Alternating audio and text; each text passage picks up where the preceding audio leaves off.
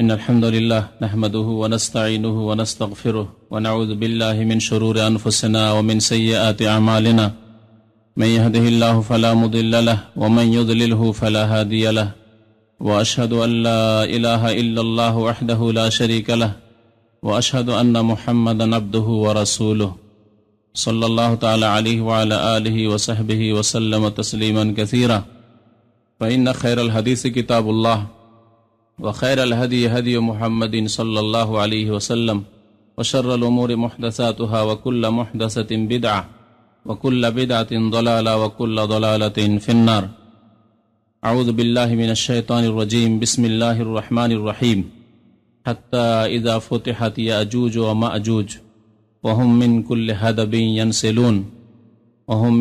حدب ينسلون واقترب الوعد الحق فإذا هي شاخصة أبصار الذين كفروا الآية। মহান আল্লাহ রাব্বুল আলামিনের সমস্ত প্রশংসা, যে আল্লাহ আমাদেরকে সৃষ্টি করেছেন, আমাদের জন্য পৃথিবীর সবকিছুইকে সৃষ্টি করেছেন এক নির্দিষ্ট সময়ের জন্য। যেমন এককালে আল্লাহ রাব্বুল আলামিনের সৃষ্টি পৃথিবীতে ছিল না, এসেছে। আবার এমন একটি সময় আসবে যে সময় পৃথিবী ধ্বংস হয়ে যাবে। পৃথিবীতে যা কিছু রয়েছে, যত সৃষ্টি রয়েছে, মখলুকাত রয়েছে, সব ধ্বংস হয়ে যাবে, শেষ হয়ে যাবে, বিদায় নেবে। আল্লাহ রাব্বুল আলামিন এই পৃথিবী ধ্বংস হয়ে যাওয়ার, বিচার দিবস কায়েম হওয়ার, কিয়ামত নিকটবর্তী হওয়ার কিছু লক্ষণ রেখেছেন, কিছু নিদর্শন রেখেছেন, যে নিদর্শনগুলি দুই ভাগে বিভক্ত, বড় নিদর্শন এবং ছোট নিদর্শন। আল্লাহ রাব্বুল আলামিন এই নিদর্শনগুলি প্রকাশ করবেন পৃথিবী ধ্বংস হওয়ার পূর্বে, যেগুলিকে কিয়ামতের আলামত, কিয়ামতের নিদর্শন, আলামাতুস সাআহ, আশরাতুস সাআহ বলা হয়েছে। দরুদ ও সালাম নাযিল হোক প্রিয় নবী মুহাম্মদ রাসূলুল্লাহ সাল্লাল্লাহু আলাইহি ওয়াসাল্লামের উপর, যিনি কিয়ামতের পূর্বে সর্বশেষ নবী রাসূল হয়ে পৃথিবীতে প্রেরিত হয়েছেন। আল্লাহুম্মা সাল্লি আলাইহি আল্লাহুম্মা বারিক আলাইহি। তো এই আলামত বা নিদর্শনগুলি দুই প্রকারের, বড় নিদর্শন এবং ছোট নিদর্শন। প্রিয় নবী মুহাম্মদ রাসূলুল্লাহ সাল্লাল্লাহু আলাইহি ওয়াসাল্লামের আবির্ভাব, তার রাসূল হিসাবে আগমন করা, এও একটি কিয়ামতের নিদর্শন। যেমন নবী করিম সাল্লাল্লাহু আলাইহি ওয়াসাল্লাম হাদিসে বলেছেন। গত বছরে এই কিয়ামতের বড় নিদর্শনগুলি সম্পর্কে কয়েকটি আলোচনা হয়েছে। বাকি কয়েকটি বড় নিদর্শনের ওপর আলোকপাত করা বাকি থেকে গেছে, এবং যে ওয়াদা আগে থেকে রয়েছে, অনেক ভাইরা দেশে ছুটি চলে গেছেন, অনেকেই চলে গেছেন, তারা খুব বারবার করে এই সম্পর্কে অনুরোধ করতেন যে যাতে করে কিয়ামতের লক্ষণগুলি সম্পর্কে, নিদর্শনগুলি সম্পর্কে আলোচনা হয়ে যায়।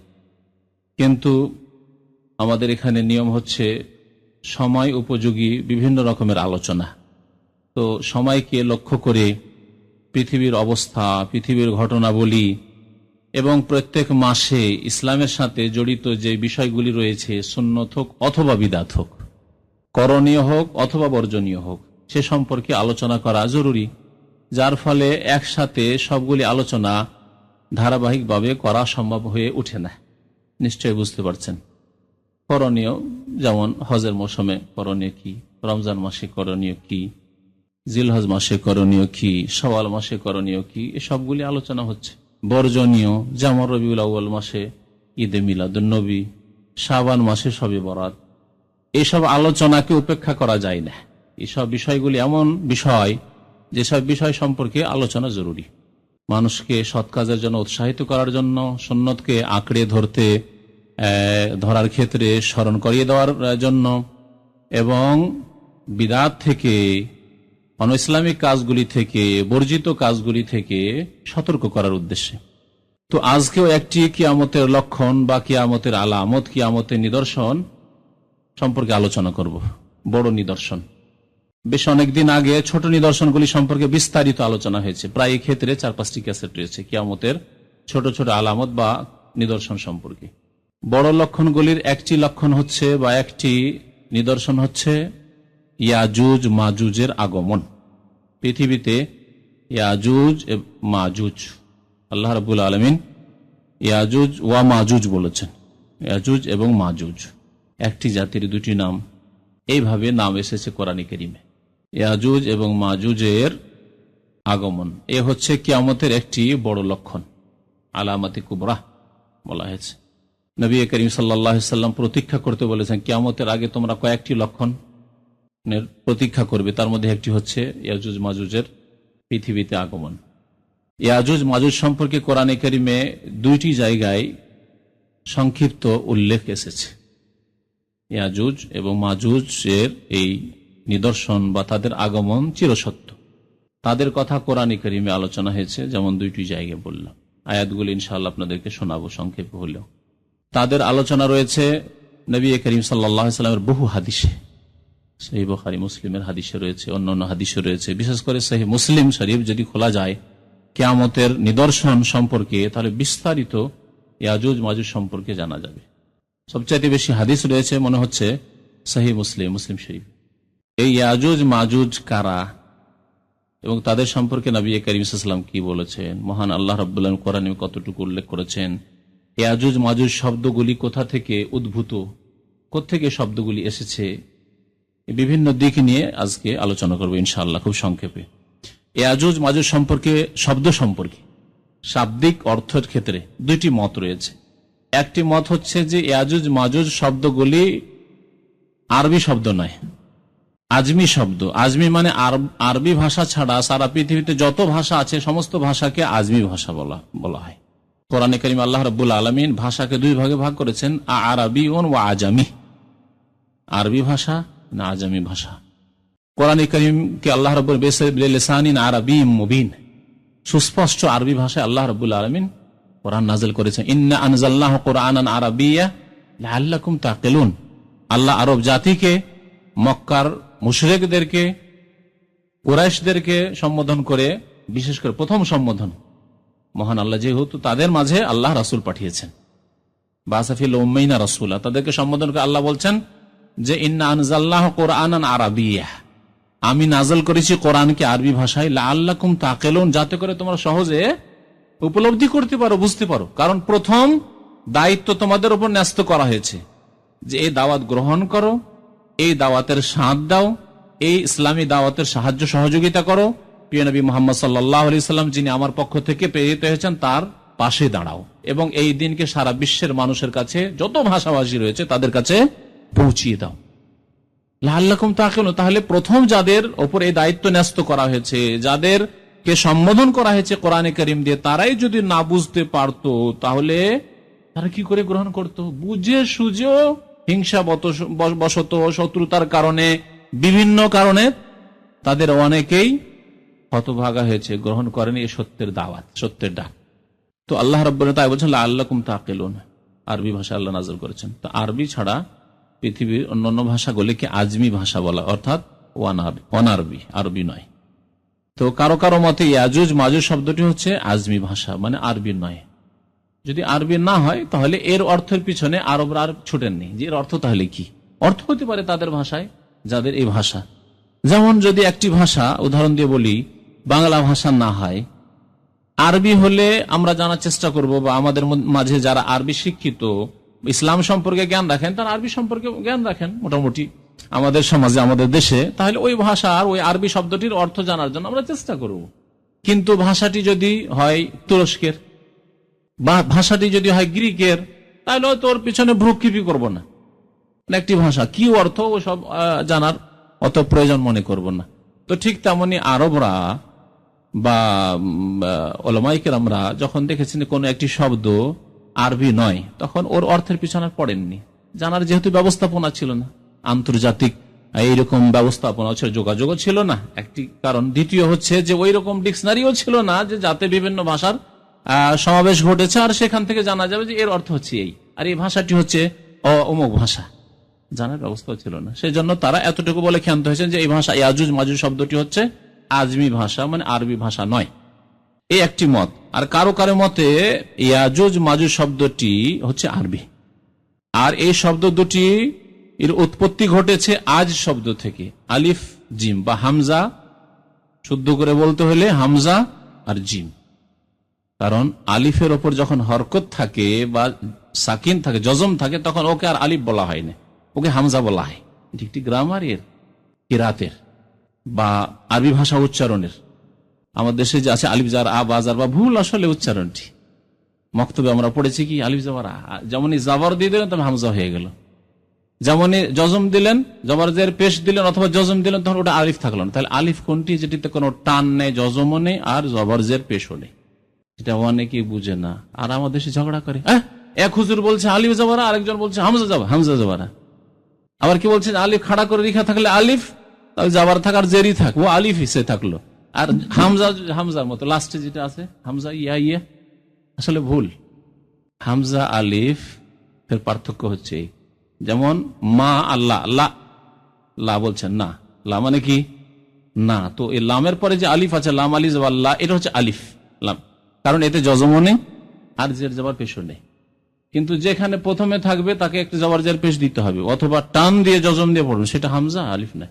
তো যাই হোক, আজ শব্দ থেকে অর্থাৎ হামজা জিম এই শব্দ থেকে উৎপত্তি ইয়াজুজ আর মাজুজ। আজ থেকে ইয়াজুজ আর মাজুজ। আজ মানে আরবিতে কি হয়, তখন আরবরা বা আরব ওলামায়ে কেরামরা বা তাফসীর কারগণ কোরআনে কারিমে যেহেতু ইয়াজুজ মাজুজ শব্দ এসেছে, তখন ওর ব্যাখ্যা করা শুরু করেছেন যে এর ব্যাখ্যা তাহলে কি হতে পারে। তারা আরবি ভাষার প্রাচীন ভাষায় দেখেছেন আজ মানে হচ্ছে দ্রুতগামী, যে দ্রুত চলে তাকে আজ শব্দ দিয়ে ব্যক্ত করা হয়।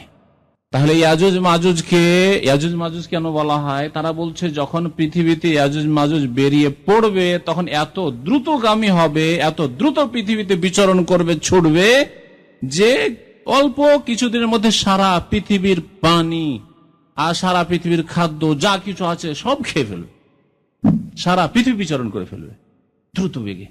এজন্য ইয়াজুজ মাজুজকে ইয়াজুজ মাজুজ বলা হয়। তাহলে ইয়াজুজ মাজুজের নামকরণও জানতে পারলাম যে ইয়াজুজ মাজুজকে ইয়াজুজ মাজুজ কেন বলা হয়। এই জন্য বলা হয় যে খুব দ্রুত ছুটবে পৃথিবীতে, এবং সারা পৃথিবী খুব অল্প সময়ের মধ্যেই তারা বিচরণ করবে এবং ফিতনা ফাসাদ সৃষ্টি করবে খুব দ্রুত। আর কেউ কেউ বলেছেন যে ইয়াজুজ মাজুজ শব্দ হামজা জিম থেকে নয়, বরং মিম ওয়াও জিম থেকে, মৌজ শব্দ থেকে। মাজুজ বা মাজুজ শব্দটি, বিশেষ করে মাজুজ শব্দটি মজ থেকে, কারণ ইয়াজুজে তো মিম নেই, কিন্তু মাজুজে মিম আছে, মজ শব্দ থেকে। তাহলে ইয়াজুজ মানে হলো তাহলে দ্রুত চলা, আর মাজুজ মানে কি? তাহলে মজ থেকে যদি হয়, মজ বলা হয় তরঙ্গকে, ঢেউ। তাহলে ইয়াজুজ মাজুজ কেন বলা হয়? যেমন দ্রুত চলবে, তেমন তাদের সংখ্যা এত বেশি, ইয়াজুজ মাজুজের সংখ্যা অল্প নয়, এত সংখ্যা বেশি যে তারা যখন ঝাঁপ দিয়ে পৃথিবীতে ছড়িয়ে পড়বে, মনে হচ্ছে যে তরঙ্গের মতো চলে আসছে পৃথিবীতে। যেমন সমুদ্রের তরঙ্গ, নদীর তরঙ্গ, ঢেউ দেখেছেন কিভাবে লাফ দিয়ে উঁচা হয়ে আসে, ঠিক তেমনি সারা পৃথিবীতে তার তরঙ্গের মতো ছুটে আসবে। যেমন কোরআনে আল্লাহ রাব্বুল বলেছেন, ওয়া তারাকনা বা'দাহুম ইয়াওমাইযিন ইয়ামুজু ফি বা'দ।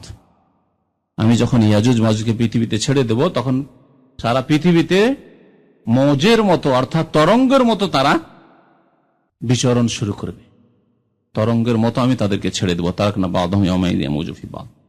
তো এই অর্থগুলি প্রযোজ্য যদি আরবি ভাষা হয় ইয়াজুজ মাজুজ শব্দটি। ইয়াজুজ মাজুজের সৃষ্টি কোথা থেকে? এই ক্ষেত্রে একটি মত আছে, যে মতটি ইহুদি খ্রিস্টানদের কিতাব থেকে এসেছে। কাব আহবার একজন ইহুদি ছিলেন, মুসলমান হয়েছিলেন ওমর রাদিয়াল্লাহু তাআলা আনহুর জামানায়, তিনি মুসলমান হয়েছিলেন। তার ওমর রাদিয়াল্লাহু তাআলা আনহুর জামানায় যদি কেউ মুসলমান হয়, তো সে সাহাবী কিনা? সাহাবী নয়। তো এই কাব আহবার কিন্তু বড় পণ্ডিত ছিলেন। আহবার বলাই হয় বড় বড় পোপ, পাদ্রী বা যারা ইহুদি নাসারাদের ধর্ম সম্পর্কে জ্ঞানী তাদেরকে। তো কাব আহবার মুসলমান হয়েছিলেন, তার কাছে বিগত জ্ঞান ছিল তাওরাত ইনজিলের, বাইবেলের যথেষ্ট জ্ঞান ছিল। তারপরে ইসলাম সম্পর্কে, কোরআন হাদিস সম্পর্কে পড়াশোনা করে ভালো জ্ঞান হাসিল করলেন। জ্ঞানী মানুষ দ্রুত জ্ঞান হাসিল করতে পারে। কোন মানুষ যদি এক ভাষার পণ্ডিত থাকে, তাহলে আরেক ভাষা সম্পর্কে জানা খুব সহজ, ঠিক কিনা? যদি কোনো মানুষ এক ধর্ম সম্পর্কে জ্ঞানী থাকে, তাহলে আরেক ধর্ম সম্পর্কে তার জানা খুব সহজ, দ্রুত সে কোর্স কমপ্লিট করে নিতে পারবে বা শিক্ষা সে হাসিল করে নিতে পারবে। তো তাওরাত ইনজিল সম্পর্কে তার কাছে যথেষ্ট জ্ঞান ছিল। ইসলামে আসার পরে আবার কোরআন হাদিস সম্পর্কে ভালো জ্ঞান হাসিল। কিন্তু দুই জ্ঞান, ওই বিগত যে জ্ঞান ছিল ইহুদি নাসারাদের কিতাবের জ্ঞান, সেই জ্ঞানে অনেক বাতিলের সংমিশ্রণ ছিল, ভিত্তিহীন কিসসা কাহিনীর সংমিশ্রণ ছিল। যেহেতু বাইবেল, তাওরাত, ইনজিল তাদের বিকৃত হয়ে গেছে, সব বিকৃত কিতাব, কিসসা কাহিনীতে ভর্তি হয়ে গেছে। আল্লাহ রাব্বুল আলামিন নাযিলকৃত অরিজিনাল কিতাব থেকে যায়নি, অনেক কিছুর সংযোজন ঘটে গিয়েছিল, সংমিশ্রণ ঘটে গিয়েছিল মানুষের তৈরি করা, মানুষের কথা, কিসসা কাহিনী ইত্যাদি। তো ওই যে মগজে ঢুকানো ছিল পুরনো কিসসা কাহিনী, অনেক জাল কথাবার্তা, ভিত্তিহীন উদ্ভট কথাবার্তা, আর পরে ইসলামের কথাও ঢুকলো, দুটি সংমিশ্রণে জগা খিচড়ি খানিকটা হয়ে গেল। হ্যাঁ, এমন খিচড়ি হলো যে তারপরে তাফসির যখন তিনি করা শুরু করলেন, তাফসির করতে গিয়ে, কোরআন সুন্নাহ ভিত্তিক তাফসির করতে গিয়ে ওই বাইবেলের কিসসা কাহিনী, তাওরাত ইনজিলের উদ্ভট কিসসা কাহিনীও ঢুকিয়ে দেন। এইভাবে এই কাব আহবারের মাধ্যমে অনেক ইসরায়েলি রেওয়ায়েত, যেটাকে বলা হয় তাফসিরের ক্ষেত্রে, পুরনো যুগের কিসসা কাহিনী বা পুরনো যুগের কিতাবাদির কিসসা কাহিনী অনুপ্রবেশ ঘটেছে তাফসিরের কিতাবাদিতে। এই জন্য তাফসিরের কিতাবাদি পড়তে গিয়ে আলফাল ইউসুফ জুলেখার কিসসাতে অনেক অবান্তর ভিত্তিহীন কথাবার্তা রয়েছে, দাউদ আলাইহিস সালামের কিসসা কাহিনীতে অনেক ভিত্তিহীন কথাবার্তা রয়েছে, সুলাইমান আলাইহিস সালামের কিসসাতে অনেক ভিত্তিহীন কথাবার্তা রয়েছে। যাক, ওদিকে যাচ্ছেন, এখন ফিরে আসি। তো কাব আহবার থেকে ইসরায়েলি বর্ণনা হবে, এটি মানে ইহুদি নাসারদের কিতাবের বর্ণনা কি, যে আদম আলাইহিস সালাম কোন এক সময় একটি রসিকতার ঘটনা শোনেন ইয়াজুজ মাজুজের। আদম আলাইহিস সালাম কোন এক সময় ঘুমিয়েছিলেন আর স্বপ্নদোষ হয়ে যায়, আর স্বপ্নদোষ হওয়ার পরে তখন মাটিতে স্বপ্নদোষের কিছু অংশ, বীর্যের কিছু অংশ পড়ে যায় জমিনে। ওই যে বীর্য, স্বপ্নদোষের বীর্য, তাতে থেকে ইয়াজুজ মাজুজের জন্ম হয়, একটি মত। কিন্তু কোরআন এবং হাদিসের কোনো দলিল নেই। আমাদের দেশের বক্তারা কিসসা কাহিনীতে এটা বয়ান করে, সেজন্য বয়ান করে দিলাম। না বয়ান করলে হয়তো যখন কোনো বক্তার কাছে শুনতে পাচ্ছে, হ্যাঁ ঠিকই, তাহলে ইয়াজুজ মাজুজ হয়তো এই স্বপ্নদোষের বীর্য থেকেই জন্ম নিয়েছে। এই যে, আর এর কোনো প্রমাণ কোরআন এবং হাদিসে নেই, নবী করিম সাল্লাল্লাহু আলাইহি ওয়াসাল্লামের বাণীতেও নেই, সাহাবায়ে কেরামের কথাতেও নেই, আর কোরআনে তো নেই।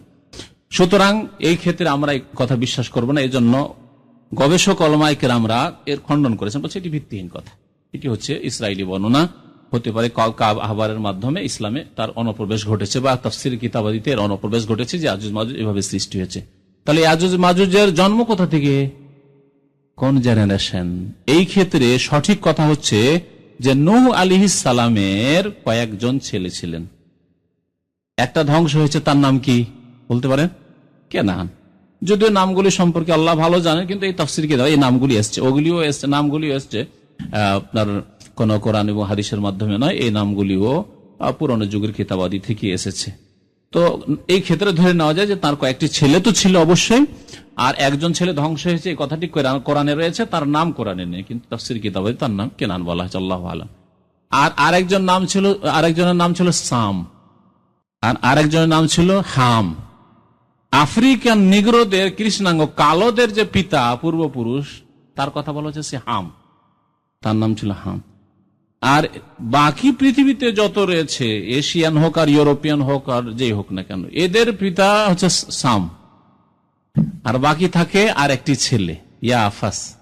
ইয়াফাস হচ্ছে ইয়াজুজ মাজুজদের পিতা। তাফসীর কারগণ এটিকে গ্রহণযোগ্য বলেছেন যে নূহ আলাইহিস সালামের এক ছেলে ইয়াফাস, এই ইয়াফাসের প্রজন্মই হচ্ছে ইয়াজুজ মাজুজ। তাহলে ইয়াজুজ মাজুজ আদম সন্তান। ফাথুল বারী, ইমাম বুখারী রাহমাতুল্লাহ আলাইহির কিতাব সহিহ বুখারী শরীফের যে ভাষ্য রয়েছে, হাফিজ ইবনে হাজার রাহমাতুল্লাহ আলাইহির, তাতে এতেকেই প্রাধান্য দেওয়া হয়েছে। ইয়াজুজ মাজুজ সম্পর্কে কোরআনে কারিমে বিবরণ আল্লাহ রাব্বুল আলামিন ইরশাদ করেছেন, হাত্তা ইযা ফুতিহাত ইয়াজুজ ওয়া মাজুজ, যখন ইয়াজুজ মাজুজের দ্বারকে উন্মুক্ত করে দেওয়া হবে, খুলে দেওয়া হবে, তাহলে দরজা বন্ধ আছে। কি বোঝা গেল? যে ইয়াজুজ মাজুজের যে দরজা পৃথিবী আসার জন্য, সেটা বন্ধ আছে। আল্লাহ রাব্বুল আলামিন এমন ব্যবস্থা রেখেছেন, আসতে পারছে না পৃথিবীতে, কিন্তু যখন সময় এসে যাবে তখন খুলে দেওয়া হবে। আল্লাহ বলছেন ফুতিহাত, খুলে দেওয়া হবে। আল্লাহ এমন কিছু করে দেবেন, ব্যবস্থা, উপায়, উপকরণ তৈরি করে দেবেন, যাতে তাদের রাস্তা খুলে যাবে। ওয়াহুম মিন কুল্লি হাদাবিন ইয়ানসুলুন, তখন প্রত্যেক উঁচু উঁচু স্থান থেকে তারা দ্রুত বেগে ছুটে আসবে, পৃথিবীতে দ্রুত বেগে ছুটে আসবে, উঁচু উঁচু এলাকা থেকে, উঁচু উঁচু স্থান থেকে ছুটে আসবে। ওয়াক্তারাবাল ওয়াদুল হক, তারপরে আল্লাহ রাব্বুল আলামিন বলছেন যে আল্লাহর এই প্রতিশ্রুতি সত্য এবং নিকটবর্তী হয়েছে। এই সত্য প্রতিশ্রুতি আল্লাহর কি হয়েছে? নিকটবর্তী হয়েছে, অর্থাৎ ইয়াজুজ মাজুজের আগমনের সময় খুব কাছাকাছি। এই কথাটি কখন আল্লাহ বলেছেন, নাযিল করেছেন কখন? আল্লাহ রাব্বুল আলামিন তো লাওহে মাহফুজে লিখে রেখেছেন, কিন্তু এই কথাটি নাযিল করেছেন কখন? রাসূলুল্লাহ সাল্লাল্লাহু আলাইহি সাল্লামের উপর। কতদিন আগে? 1400 বছর আগে। 1400 বছর পার হয়ে চলে গেছে। এখন তাহলে কত ঘনিয়ে এসেছে সময়, চিন্তা করুন। আল্লাহ তখন বলছেন ওয়াক্তারাবাল ওয়াদুল হক ফাইযা হিয়া শাক, পৃথিবীর বয়সের তুলনায় সময় নিকটে। তাহলে বুঝে পৃথিবীর বয়স অনেক বেশি, 10,000, 15,000, 20,000 হতে পারে। তো পৃথিবীর যে বিগত বয়স রয়েছে তার তুলনায় নবী করিম সাল্লাল্লাহু আলাইহি ওয়াসাল্লামের জামানা থেকে বাকি যে সময়টুকু রয়েছে এটি হচ্ছে কি অত্যন্ত নিকটে। তাই আল্লাহ বলছেন ওয়াক্তারাবাল ওয়াদুল হক, এই সত্য প্রতিশ্রুতির সময় ঘনিয়ে এসেছে। ফাইযা হিয়া শাখিসাতুন আবসারুল্লাযিনা কাফারু, যখন ইয়াজুজ মাজুজের সময় চলে আসবে তখন যারা কাফের তাদের দৃষ্টি কি হয়ে যাবে? থেমে যাবে, অর্থাৎ হতভম্ব, আর উপায় নেই, সময় শেষ, একেবারে শেষ সময়ের দিকে এই অবস্থা হবে। ফাইযা হিয়া শাখিসাতুন আবসারুল্লাযিনা কাফারু, তওবা দরজা বন্ধ হওয়ার সময় খুব ঘনিয়ে চলে আসছে। ইয়া ওয়াইলানা কাদ কুননা ফি গাফলাতিন মিন হাযা, যদি এখানে বলা হয়নি যে কোন সময়, কিন্তু এই সময় সম্পর্কে নবী করিম সাল্লাল্লাহু আলাইহি ওয়াসাল্লাম বলেছেন। আর এই যে আলামতগুলি, বড় বড় লক্ষণগুলি কিয়ামতের বা নিদর্শনগুলি যখন আসা আরম্ভ হবে তখন একের পর এক, যেমন একটি হাদিস এর আগে শুনেছিলেন, একের পর এক আসতে থাকবে। কেমন? যেমন আপনি এই দিয়ে কাঠি দিয়ে যদি একটা মালা তৈরি করেন, কাঠি দিয়ে মালা তৈরি করেন আর সুতোটা আপনার ছিঁড়ে যায় মালার, তাহলে ছিঁড়ে গেলে তারপরে যে দানাগুলি কাঠিগুলি পড়তে থাকবে, থামবে কি? না, একটার পর একটা আপনার খসে পড়তেই থাকবে আপনার সুতো থেকে।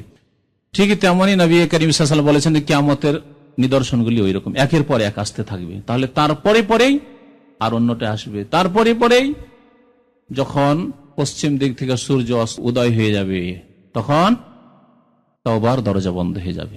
আল্লাহ রাব্বুল আলামিন হয়তো ওই সময়ের দিকে ইঙ্গিত করেছেন এখানে, ফাইযা হিয়া শাখিসাতুন আবসারুল্লাযিনা কাফারু, কাফেরদের দৃষ্টি সেই সময় থেমে যাবে, হতভম্ব, হাই কি হলো, হাই কি হলো অবস্থা হয়ে যাবে, হাই হাই অবস্থা হয়ে যাবে।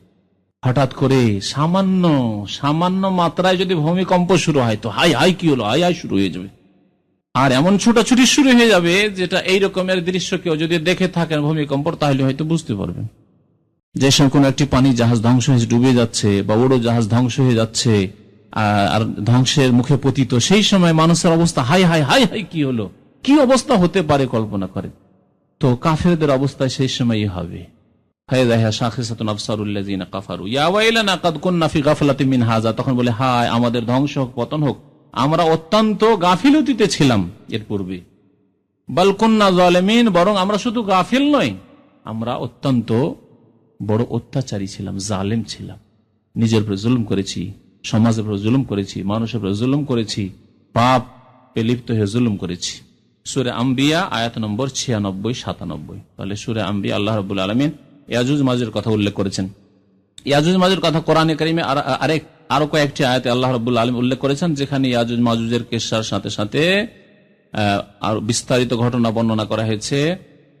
আপনার সিকান্দার যে বাদশাহ আলেকজান্ডার, তো এর কথা উল্লেখ করা হয়েছে সূরায়ে কাহফে বিস্তারিত।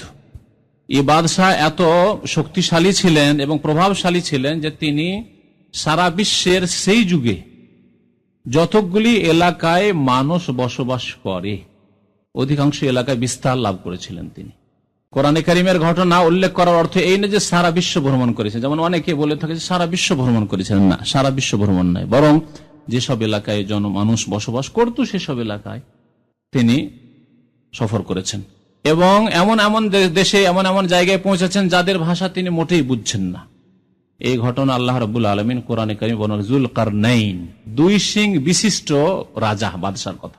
কাফেররা জিজ্ঞাসা করেছিল, ইহুদিরা শিখিয়ে দিয়েছিল, ইহুদিদের কাছে বিগত জ্ঞান ছিল যে যুলকারনাইন কোন এক বাদশাহ রাজা এর আগে চলে গেছে। যদি মুহাম্মদ সাল্লাল্লাহু আলাইহি ওয়াসাল্লাম সত্যি সত্যি রসুল হন তাহলে বলতে পারবেন। মক্কার কাফেরদেরকে কয়েকটি প্রশ্ন শিখিয়ে দিয়েছে, 3টি প্রশ্নের কথা বলা হয়েছে, 3টি প্রশ্ন। একটি ওই গুহাওয়ালাদের সম্পর্কে, কাহাফওয়ালা সূরাতুল কাহাফ ওদের জন্য নাজিল করা হয়েছে। একটি আত্মা সম্পর্কে, ইয়াসআলুনাকা আনির রূহ, আল্লাহ আত্মা সম্পর্কে জিজ্ঞাসা করছে তোমাকে। আর একটি প্রশ্ন করা হয়েছে ইয়াসআলুনাকা আন যিল কারনাইন, এই দুই শিং বিশিষ্ট শিং, মানুষের তো শিং থাকে না, কেউ কেউ বলছে যে তার চুল ছিল এরকম বড় বড় চুলের খোপা বেঁধে রাখত, আল্লাহু আলাম। তো এই যুলকারনাইন বাদশাহ সম্পর্কে তারা জিজ্ঞাসা করছে আপনাকে, হে রাসূলুল্লাহ সাল্লাল্লাহু আলাইহি ওয়াসাল্লাম, কুল সাআতুলু আলাইকুম মিনহু যিকরা, হে নবী তাদেরকে বলে দাও যে তোমাদের কাছে যুলকারনাইন সম্পর্কে আমি কিছু কথা উল্লেখ করব। নবী করিম সাল্লাল্লাহু আলাইহি ওয়াসাল্লাম ওহী আসার পরে বলতে পেরেছিলেন, কারণ তিনি ওহী ছাড়া কোনো কথা বলতেন না, আর তার কাছে ওহী ছাড়া কোনো জ্ঞানের মাধ্যম, জ্ঞান হাসিল করার মাধ্যমও ছিল না। তো আল্লাহ রাব্বুল আলামিন ইয়াজুজ মাজুজের ঘটনার দিকে ইঙ্গিত করেছেন সূরা কাহফের এই অংশটুকুতে।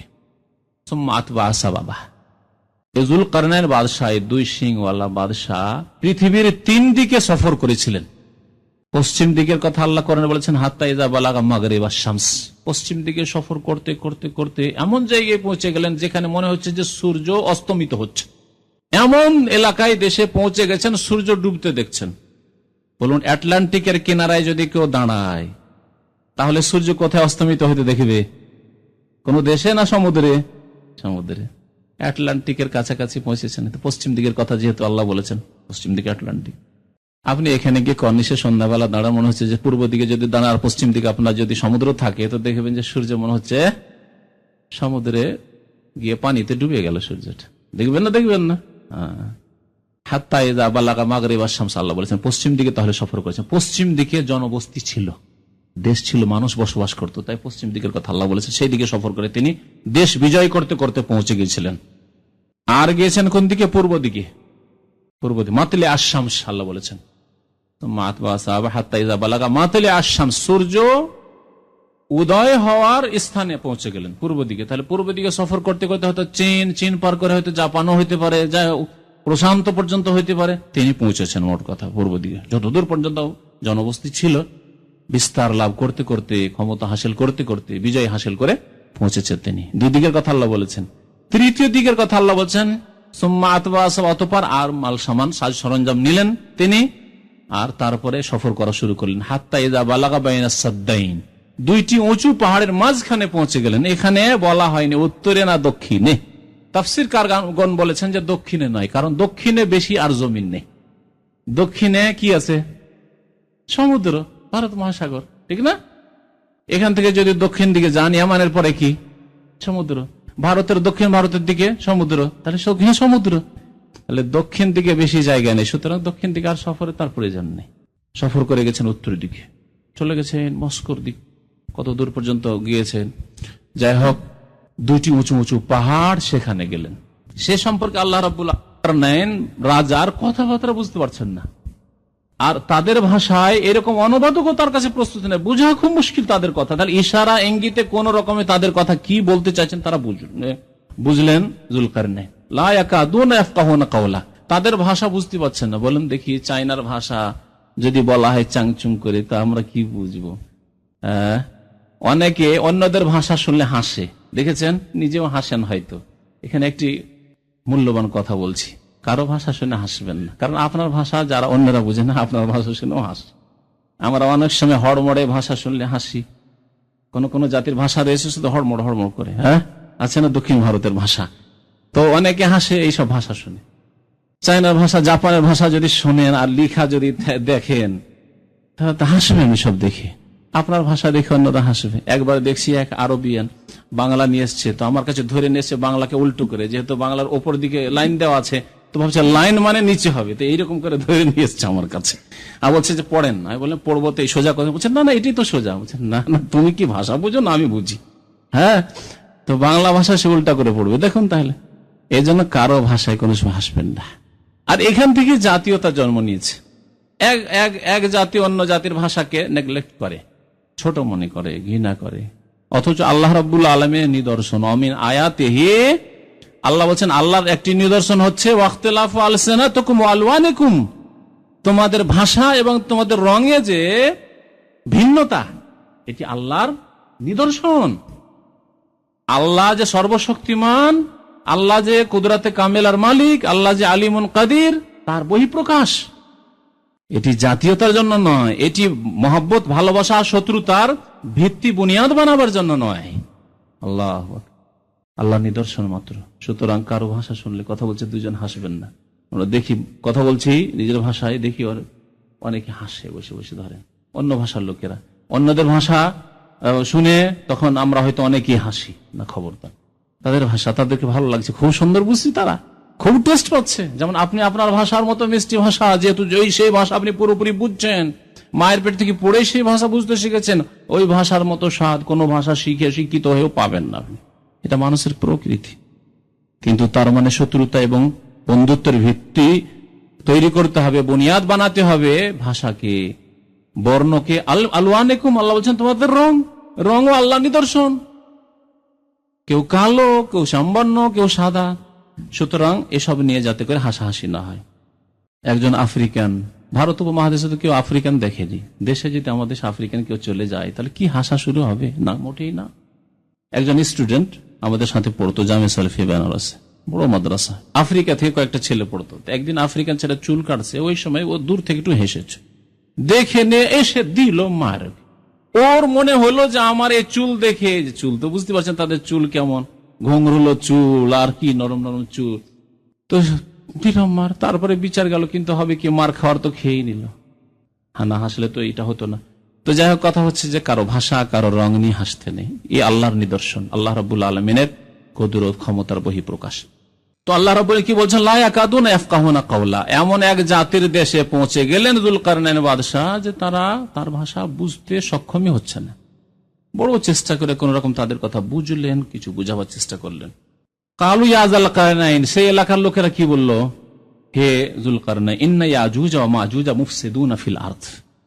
আমাদের দেশে ইয়াজুজ মাজুজ বড় ফিতনা, ফাসাদ, বিপর্যয় সৃষ্টি করে রেখেছে, অশান্তি সৃষ্টি করে রেখেছে। বিপর্যয়, ফাসাদ কাকে বলা? অশান্তি, অশান্তি সৃষ্টি করে রেখেছে।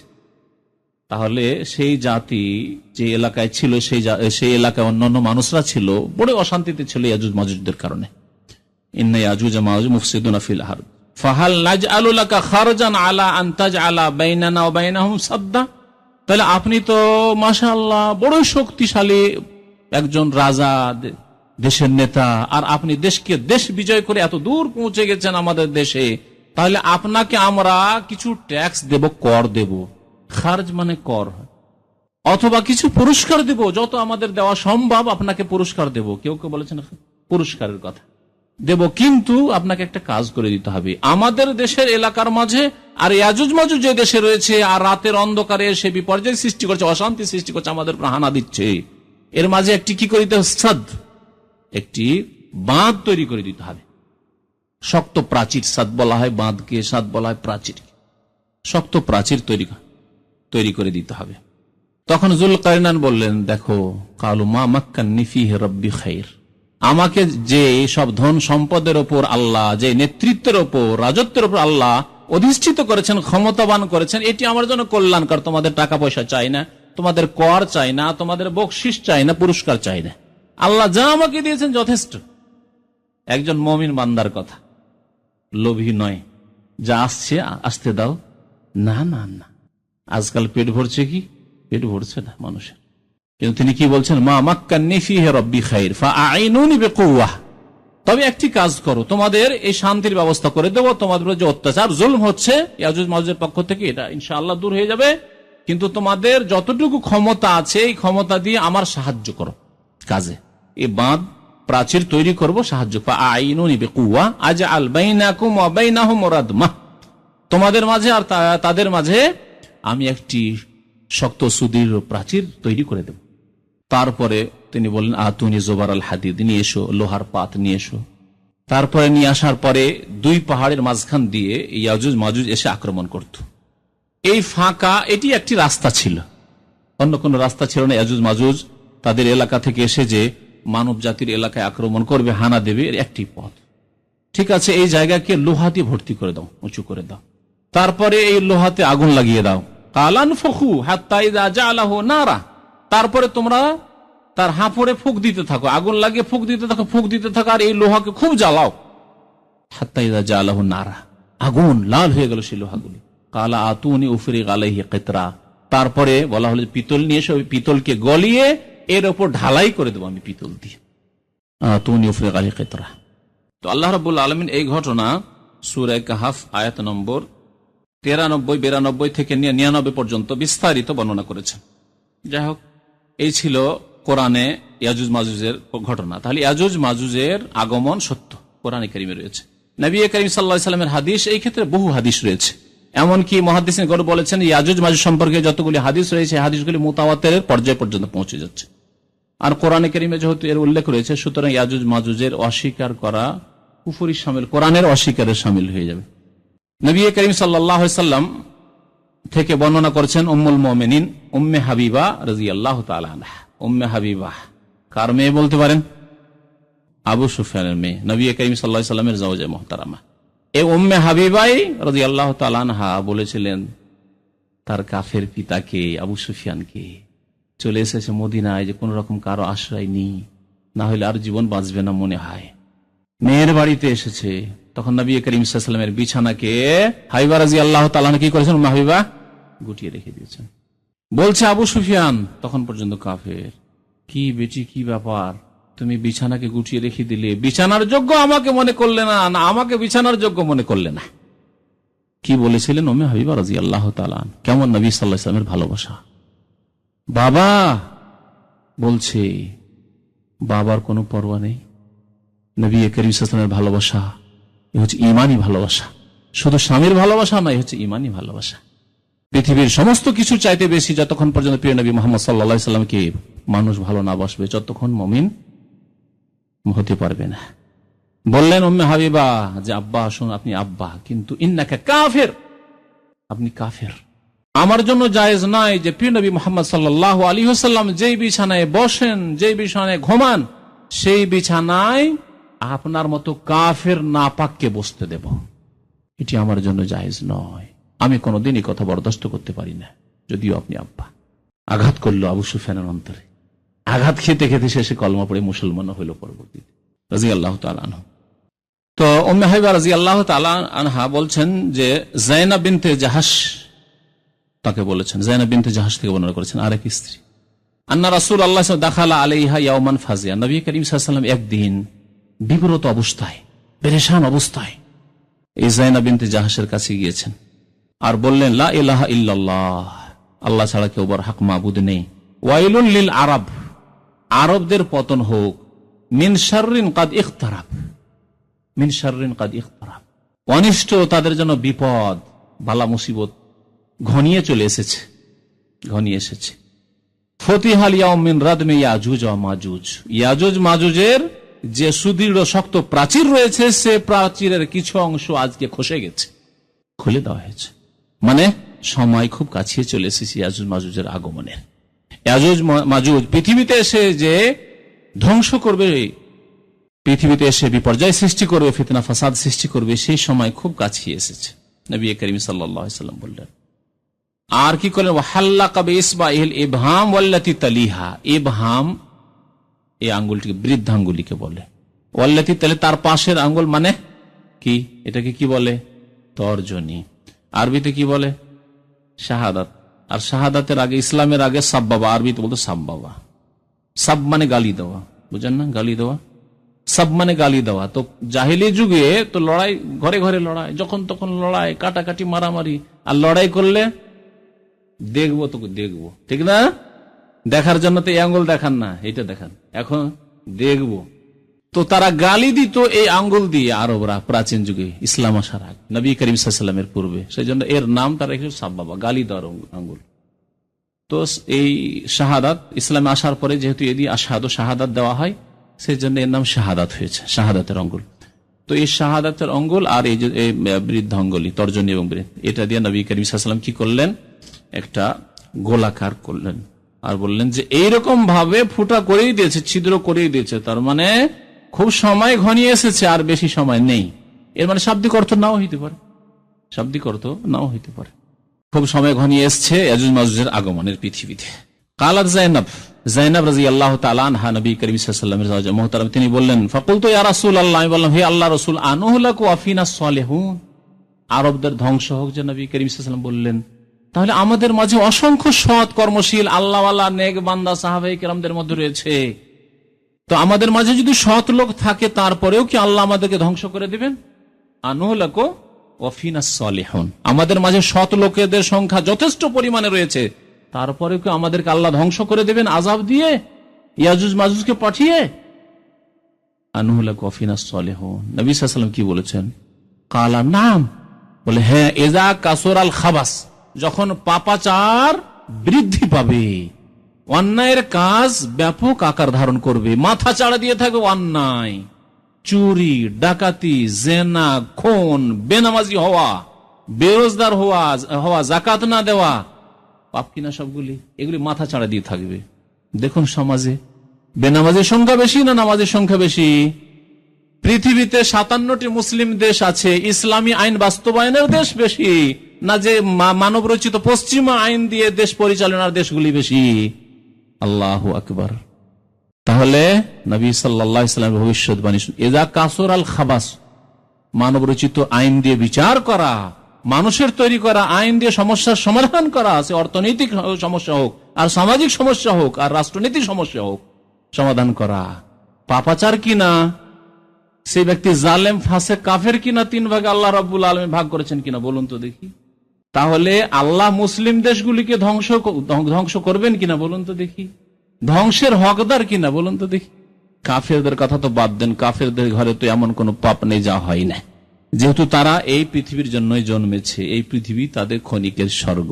সুম্মা মাওয়াহুম জাহান্নাম, আল্লাহ রাব্বুল আলামিন বলছেন, লা ইয়াগুররান্নাকা তাকাল্লুবুল্লাযিনা কাফারু ফিল বিলাদ, কাফেরদের জাঁকজমকপূর্ণ জীবন, তাদের এসব শক্তি, তাদের চাকচিক্যতা, এসব দেখে প্রতারিত হয়েও না, ধোঁকা খেয়েও না। মাতাউন কালিল, ক্ষণিকের ভোগের বস্তু তাদের কাছে রয়েছে। সুম্মা মাওয়াহুম জাহান্নাম, অতঃপর তাদের স্থান জাহান্নাম। কিন্তু মুসলিম বিশ্বের যে অবস্থা, ব্যক্তি জীবনের অবস্থা দেখুন, নামাজের সংখ্যা বেশি না বেনামাজের সংখ্যা বেশি? তাহলে কয়টা লোক জাকাত দেয় সমাজে? দেখুন তো দেখি, দেশে গিয়ে হিসাব করেন যে কয়জন লোক গ্রামে জাকাত দেয়। 1010 টাকা বাংলাদেশি টাকা 1 বছর পকেটে জমা থাকলে, ব্যাংকে থাকলে জাকাত লাগে, কয়জন লোক জাকাত দেয়? ফকির বেড়েই চলেছে, সমস্যা, অর্থনৈতিক সমস্যার সমাধান হচ্ছে না কেন? মুসলিমদের নাম, নবী সাল্লাল্লাহু আলাইহি ওয়াসাল্লাম বলেছেন, নাম ইযা কাসুরাল খাবাস, যখন পাপাচার, অন্যায় কাজ পৃথিবীতে বেড়ে যাবে, তখন আল্লাহ পৃথিবীতে সৎ লোক থাকা সত্ত্বেও কি করবেন? ধ্বংস করে দেবেন। আচ্ছা, পাপাচার, অন্যায়ের কাজ মাথা চাড়া দিয়ে থাকবে কখন? সৎ লোক থাকলে কি থাকবে? সৎ লোক থাকলেও পাপ মাথা চাড়া দিয়ে থাকবে। সৎ লোককে আরবিতে কি বলে? একটি ভালো পয়েন্ট আপনাদেরকে বলে দিচ্ছি আজকে। সৎ লোককে কি বলে আরবিতে? সালেহ। এখানে হাদিসে কি বলা হয়েছে? আনহুলাকু আফিনাস সালেহুন, বহুবচন, জামা বলা হয়েছে। সালেহিন, নেক বান্দা থাকলেও কি আল্লাহ ধ্বংস করে দিবেন আমাদেরকে? তাহলে সালেহ থাকলে আল্লাহর আযাব থেকে বাঁচা যাবে না যদি পাপ মাথা চাড়া দিয়ে থাকে, মানব রচিত আইন মাথা চাড়া দিয়ে থাকে, অন্যায় কাজ মাথা চাড়া দিয়ে থাকে, বেনামাজি মাথা চাড়া দিয়ে থাকে। নামাজি শুধু লুকিয়ে লুকিয়ে বলতেও পারে, রাস্তায় বসে আসি বেনামাজি, বলাও যাচ্ছে না, বললেও সমস্যা, চুপচাপ নামাজ পড়ে চলে আসি। কি অবস্থা বলুন দেখি আমাদের। তাহলে মাথা চাড়িয়ে আছে বেনামাজি, নেতা হচ্ছে বেনামাজি। সমস্ত নেতৃত্বে, চেয়ারম্যান থেকে শুরু করে ওপর পর্যন্ত এমপি পালন, গণেন তো কতটা এমপি নামাজি পাবেন আপনি, পার্সেন্টেজে নিয়ে আসেন। 5 ওয়াক্ত কায়েমে নামাজি, ফজর নামাজ পড়ে, খোঁজ করেন যে কটা এমপি আছে ফজর নামাজ পড়ে। আল্লাহু আকবার। তাহলে সালেহীন সমাজে বহু আছে, লক্ষ লক্ষ আল্লাহর নেক বান্দা বাংলার জমিনে আছে, কিন্তু তারপর ইযা কাসুরাল খাবাস, যখন পাপাচার মাথা চাড়া দিয়ে দিবে, তখন আল্লাহ পৃথিবীকে ধ্বংস করে দেবেন ও পৃথিবীর বিভিন্ন দেশকে ধ্বংস করে দেবেন। তবে কখন আল্লাহ ধ্বংস করবেন না? যখন মুসলেহ থাকবে। সালেহ আর মুসলেহের পার্থক্য শুনে নেন। সালেহ মানে নিজে সৎ, আর মুসলেহ মানে রিফর্মার, সংস্কারক, সংশোধনকারী, দায়ী, সত্যকে প্রচার করে, সৎ কাজের আদেশ দান করে, অসৎ কাজ থেকে বাধা দেওয়ার চেষ্টা করে, যেইভাবে হোক না কেন, বল প্রয়োগ করে হলে বল প্রয়োগ করে, না হলে কথার দ্বারা, না হলে অন্তর থেকে পাপকে, পাপীদেরকে ঘৃণা করে। আজকে পাপীদের সাথে একাকার হয়ে গেছি আমরা। আমাদের বিবাহ সাহিত্যে নামাজি বেনামাজির কোনো পার্থক্য নেই। জামাই চয়েস করতে গিয়ে বোনের জন্য, মেয়ের জন্য বেনামাজি নামাজের কোনো পার্থক্য নেই। তার ইনকাম কেমন আছে, সার্ভিস হোল্ডার কিনা, বিদেশে চাকরি করে, কত টাকা বেতন পায়, তার ইনকাম সোর্স ব্যবসায়ী কিনা, পুঁজিপতি কিনা, ইত্যাদি, বাড়িঘর টাউনে সিটিতে আছে কিনা, সব দেখা হচ্ছে। কোথায় আছি আমরা তাহলে? সালেহ সমাজে আছে কিন্তু মুসলেহ নেই, যার ফলে আল্লাহর আযাব আসছে। এই কথাটি নিজের পক্ষ থেকে না, কোরআনে কারীম আল্লাহ রাব্বুল বলেছেন যে অতক্ষণ পর্যন্ত কোন জনপদকে, কোন দেশকে, কোন জাতিকে আমি হালাক করব না, ধ্বংস করব না, ও ইল্লা ওয়া আহলুহা মুসলিহুন, যদি সেখানকার অধিবাসীরা কি হয়, কোরআনের ভাষা মুসলিহ যদি হয়, তারা সংস্কারক হয়, সংশোধন করছে। নামাজ পড়ে না কিছু লোক, কিন্তু লেগে আছে নামাজের শিক্ষা দিতে। কিছু লোক কবর মাজার পূজা করছে, কিন্তু কিছু লোক কবর মাজার পূজার বিরুদ্ধে বলতে আছে। কিছু লোক পীর মুরিদির ব্যবসা, পেটের ব্যবসা করছে, কিন্তু কিছু লোক পীর মুরিদির বিরুদ্ধে বলতে আছে। এরা হচ্ছে সংস্কারক, মুসলিহ। জি, মুসলিহ। আর যারা নীরব, ওদেরকে পীর পূজা করতে দাও, ওরা মাজার পূজা করুক, আমরা আমাদের কাজ করি, আমরা আল্লাহ বিল্লাহ করি, এরা সালেহ। আমরা চিল্লা দিতে থাকি, সালেহ। মুসলিহ নন, মুসলিহ হতে হবে, সংস্কার করতে হবে, সংশোধন করতে হবে। ইল্লা ওয়া আহলুহা মুসলিহুন ওয়া মা কুন্না মুহলিকিল কুরা, কোন জনপদকে আমি ধ্বংস করে দেব না যতক্ষণ পর্যন্ত তারা ইসলাহ করতে রয়েছে। ইসলাহ থেকে মুসলিহ, তাহলে সংশোধন করতে থাকতে হবে। আর সংশোধন নিজের বাড়ি থেকে শুরু করতে হবে। স্ত্রী সংশোধন করবেন, স্ত্রী স্বামী সংশোধনের চেষ্টা করবে, ছেলে মেয়েদের সংশোধন করবেন, ভাই বোনদের সংশোধন করবেন, আত্মীয় স্বজনদের শ্বশুর বাড়ি গেলে সেখানে সংশোধন করবেন, সংস্কার করবেন। আপনি আত্মীয় স্বজনদের ঘরে ঘরে গিয়ে সংশোধন করবেন, গ্রামবাসীর সংশোধন করবেন, নামাজির সংখ্যা বাড়াবেন, ধার্মিকদের সংখ্যা বাড়াবেন, দিন শিখে যারা শিখতে আগ্রহী এদের সংখ্যা বাড়াবেন, দিনের সাথে জড়িত করবেন, দিনের শিক্ষার সাথে জড়িত করবেন। এ হচ্ছে মুসলিহ। তাহলে শুধু সালাহ থাকলে হবে না, ইসলাহ থাকতে হবে। সালাহ আর ইসলাহ, সালাহ মানে নিজে নিজে ভালো, আর ইসলাহ মানে অন্যকে ভালো করার জন্য প্রয়াস চালানো, চেষ্টা চালা। অন্যকে ভালো করার জন্য চেষ্টা যদি চালাতে থাকি, তো আল্লাহ রাব্বুল আলামিন কোনোদিন ধ্বংস করবেন না, ভালো করে যেন রাখবেন। আজকে পৃথিবীতে এইরকম শক্তি, যা সংশোধনের জন্য, সংস্কারের জন্য লেগে আছে, এরকম শক্তি নেই মুসলিমদের কাছে, যার ফলে আল্লাহর পক্ষ থেকে এইসব আযাব, বালা, মুসিবত, কাফের এসে দখল করে নিচ্ছে। এই দেশটি একবার গিলে নিল, তারপর আরেকটা দেশ গিলে নিল, আরেকটি দেশের জন্য সে তাকিয়ে দেখছে খুব টুকটুক করে যে কখন এইটাও গিলে নেওয়া যায়। এই অবস্থা, এই জন্য মুসলিহ নেই, সেই জন্য মুসলিহের অভাব হয়ে গেছে। মুসলিহের সংখ্যা বাড়াতে হবে। তো এই ছিল একটি হাদিস, যে পাপ যখন বেড়ে যাবে তখন আল্লাহ ধ্বংস করে দেবেন, শত লোক থাকলেও। সহিহ বুখারীতে এই হাদিস রয়েছে। সহিহ বুখারীতে আরেকটি হাদিস রয়েছে, আবু সাঈদ খুদরী রাদিয়াল্লাহু তাআলা আনহু বলছেন, দ্বিতীয় হাদিসে ইয়াজুজ মাজুজ সম্পর্কে মহান আল্লাহ বলছেন, ইয়া আদম, আদম আলাইহিস সালামকে আল্লাহ ডেকে বলছেন, ফায়াকুলু লাব্বাইক ওয়া সা'দাইক ওয়াল খায়রু ফি ইয়াদাইক। আল্লাহ রাব্বুল আদম আলাইহিস সালামকে বলছেন, এই ঘটনা ঘটবে কিয়ামতের দিনে। আল্লাহ রাব্বুল আলামিন আদম আলাইহিস সালামকে ডাকবেন। কেন? আদম আলাইহিস সালাম যেহেতু মানব জাতির পিতা, আবুল বাশার, তিনি আবুল বাশার। আমাদের ভাইদের আবুল বাশার নাম আছে, আরবরা এই জন্য হাসে। আবুল বাশার মানে আনতা আবুল বাশার, তুমি মানুষের পিতা কি করে? আবুল বাশার হচ্ছে আদম আলাইহিস সালাম। তো যাই হোক, আমাদের সেরকম অনেক নাম রাখা হয়। তো ইয়া আদম, হে আদম, আল্লাহ রাব্বুল বললেন, ফায়াকুলু লাব্বাইক ওয়া সাদ, হে আল্লাহ, হাজির, আপনার দরবারে হাজির, আপনার দরবারে হাজির। ওয়াল খায়রু ফি ইয়াদিক, সমস্ত কল্যাণ, সার্বিক কল্যাণ আপনার হাতে, হে আল্লাহ। তারপরে আল্লাহ রাব্বুল বলেন, ফায়াকুল আখরিজ বা'সান নার, জাহান্নামী দলকে তুমি বের করে দাও, তোমার সন্তানদের মধ্য থেকে তুমি নিজে বের করে দাও জাহান্নামীদেরকে। আল্লাহ আদেশ করল। আল্লাহু আকবার। আদম আলাইহিস সালামকে নিজের সন্তানদের মধ্য থেকে, এই মানব জাতি থেকে জাহান্নামীদেরকে বের করে দেওয়ার আদেশ হবে। বের করে দাও, আলাদা পৃথক করে দাও জাহান্নামীদেরকে। আখরিজ বা'সান নার, কালা ওমা বা'সুন নার, জিজ্ঞাসা করবে, আল্লাহ জাহান্নামী দল কারা? আমি তো জানি না। কালা মিন কুল্লি আলফিন তিসমিয়াতিন ওয়া তিসআতুন ওয়া তিসঈনা নাফসান। আল্লাহু আকবার।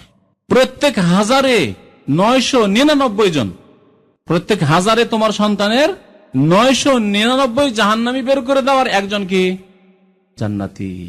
এই জন্য এই উম্মতের 73টি দল হবে, বিভক্ত হয়ে যাবে 73টি দলে, কিন্তু একটি ছোট্ট দল, যেই দলটি হকের ওপর থাকবে এবং হকের মাপকাঠি তারা সব সময় সংখ্যালঘু থাকবে, সংখ্যায় কম থাকবে। সংখ্যার আধিক্যতা সত্যের মাপকাঠি নয়, বরং বাতিলের আশঙ্কা বেশি রয়েছে। যেখানে সংখ্যা বেশি দেখবেন সেখানে বাতিলের আশঙ্কা বেশি। এক পত্রিকায় পড়লাম যে চরমনাই পীরের মুরিদদের যে বছরে 2 বার হয়, তাদের সমাগম হয়, নজরানা পেশ করার জন্য আসে, তো তাদের সংখ্যা 20 থেকে 30 লক্ষ, মানে আরবের চাইতে বেশি। এ কথা বলতে চাইছে পত্রিকায়। এগুলি বাতিল হওয়ার প্রমাণ। সংখ্যা গরিষ্ঠতা হচ্ছে বাতিল হওয়ার প্রমাণ, মনে রাখবেন। ওয়াকান আকসারুহুম ফাসিকুন, আল্লাহ বলেছে অধিকাংশ লোক পাপিষ্ঠ হবে। ওয়ালাউ ইত্তাবাল হাক্কু আহওয়াহুম লাফাসাদাতিস সামাওয়াতু ওয়াল আরদ, সংখ্যা গরিষ্ঠদের যদি মনের বাসনার অনুসরণ হতো। আল্লাহ রাব্বুল বহু জায়গায় আকসার আকসার করে বলেছেন, বহু আয়াত রয়েছে প্রসঙ্গে, সেদিকে যাচ্ছি না।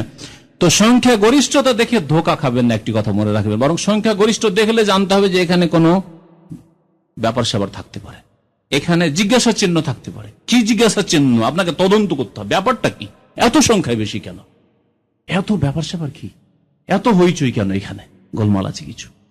আর অল্প যদি থাকে তাহলে সম্ভাবনা বেশি আছে সত্য হওয়ার। বলছি না যে সবসময় অল্প হলেই যে হক হবে, তাও না, কিন্তু অল্প হলে জানতে হবে যে এখানে সত্য হওয়ার সম্ভাবনা বেশি রয়েছে। তো আল্লাহ রাব্বুল আলামিন কি বলছেন? 999 জনকে বের করে দাও জাহান্নামের জন্য, আর একজন জান্নাতি।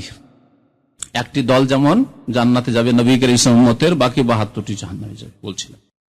তারপরে ফাইনদাহু, নবী করিম সাল্লাল্লাহু আলাইহি ওয়াসাল্লাম বলছেন ফাইনদাহু ইয়াশিবুস সাগীর, সেই সময় যেই সময় কিয়ামতের মাঠে বলা হবে 999 জন জাহান্নামে, একজন হাজারে জান্নাতি।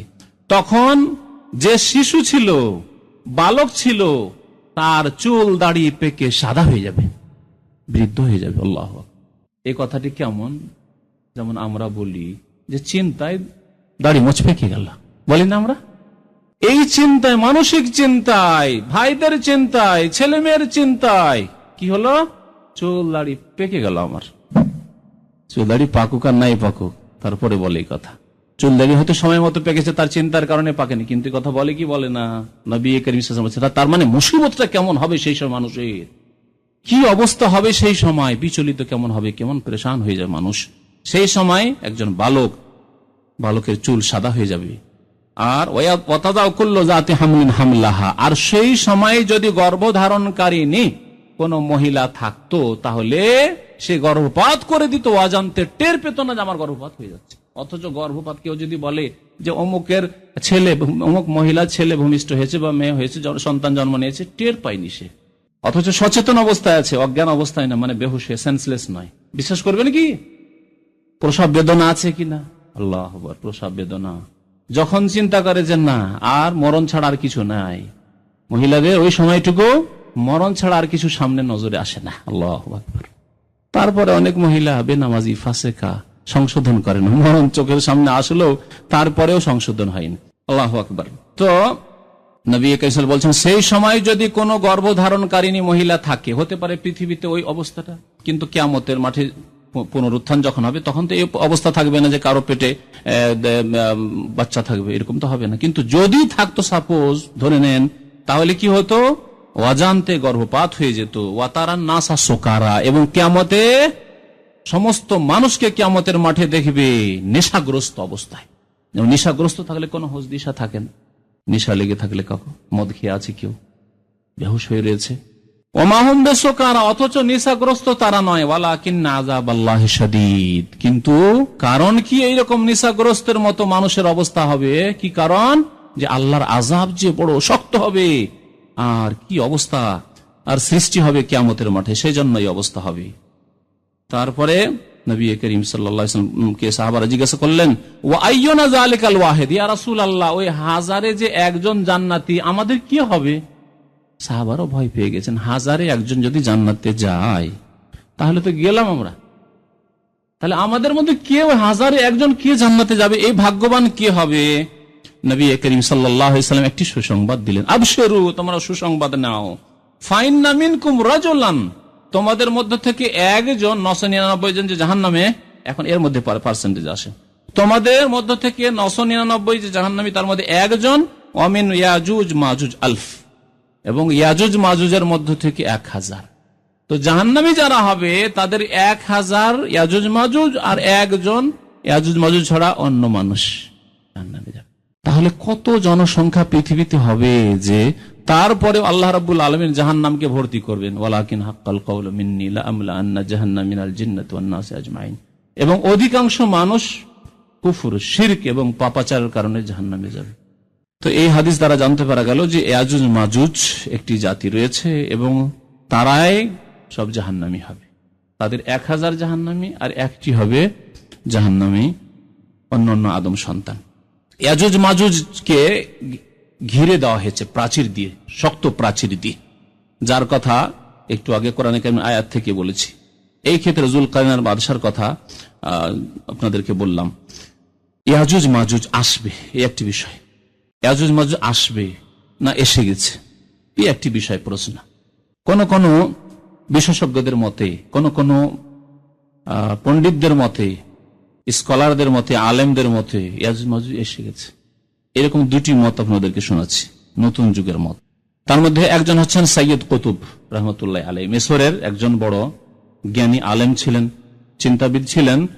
তিনি, তার প্রসিদ্ধ তাফসির হচ্ছে জেলালুল কোরআন, ফি জেলালিল কোরআন। তো তিনি এই তাফসির করতে গিয়ে লিখেছেন যে ইয়াজুজ মাজুজ চলে এসেছে, ইয়াজুজ মাজুজ চলে এসেছে, পৃথিবীতে আগমন করেছে। তারা কারা?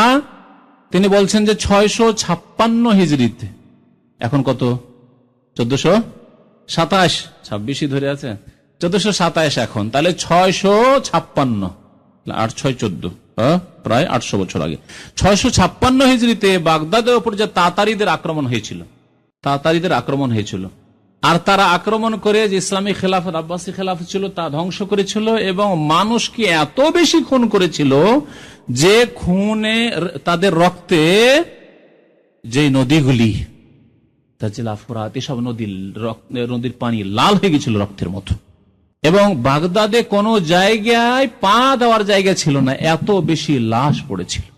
আর শুধু বাগদাদের উপর তারা হানা দিয়ে আসেন, মঙ্গোলিয়া থেকে তারা এসেছিল এই তাতারিরা।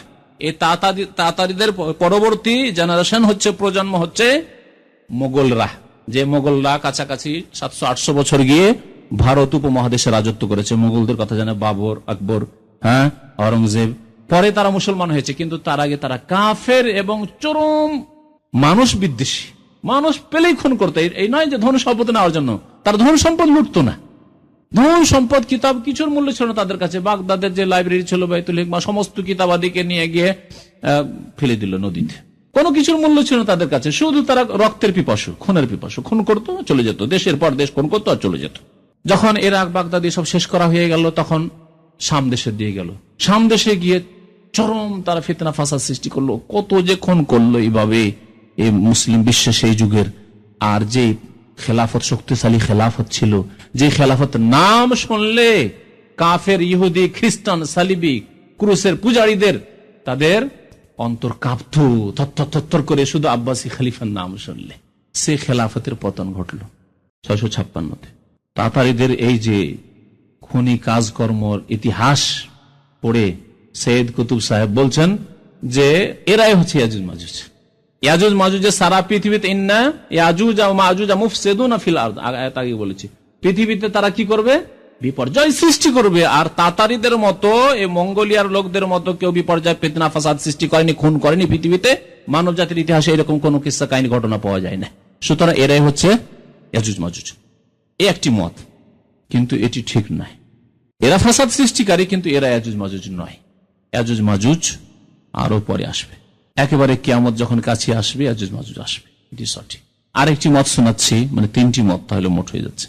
সেটি হচ্ছে মৌলানা আবুল কালাম আজাদের মত। আবুল কালাম আজাদ ভারত উপমহাদেশের স্বাধীনতার একজন বড় নেতা এবং আলেমও ছিলেন।